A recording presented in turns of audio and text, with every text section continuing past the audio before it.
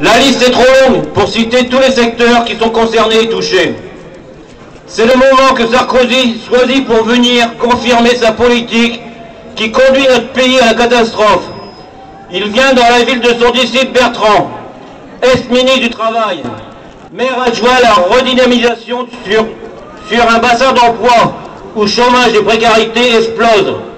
Dans une circonscription où les communes voient fermer des classes, des écoles, des bureaux de poste, leur perception. Les dégâts de sa politique sont immenses pour des milliers de salariés, actifs, privés d'emploi et retraités, qui vivent aujourd'hui dans l'angoisse du lendemain et qui ont plus que jamais besoin d'une organisation syndicale forte qui défend leurs intérêts. Le président Sarkozy, lors de ses récentes interventions, tient mordicus pour acquis que les réformes déjà lancées continueront.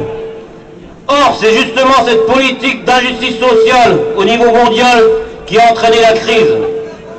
Finalement, cette politique voulue par le gouvernement et le MEDEF par sa représentante Laurence Parisot et Sarkozy bien sûr, ne fait qu'accroître les inégalités sociales pour financer les cadeaux faits aux classes les plus riches.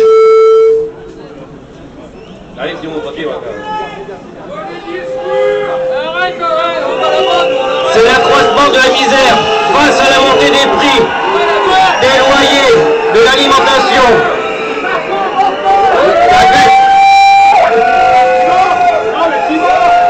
La baisse des pensions pour les retraités, la hausse des mutuelles, des soins médicaux bien moins remboursés.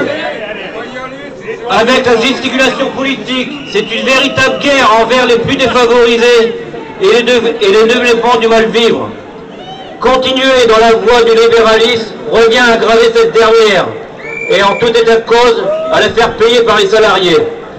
La CGT veut dire à vous qui êtes salariés, précaires, privés d'emploi ou retraités, combien qu'il y a besoin que nous soyons toujours plus nombreux, plus solidaires et plus forts pour obtenir partout l'ouverture de réelles négociations sur l'augmentation des salaires, des pensions, des minima sociaux, pour la défense et la qualité de nos emplois, pour l'avenir de nos entreprises, pour une protection sociale solidaire répondant aux besoins de notre temps, pour le développement du service public et d'une fonction publique de qualité.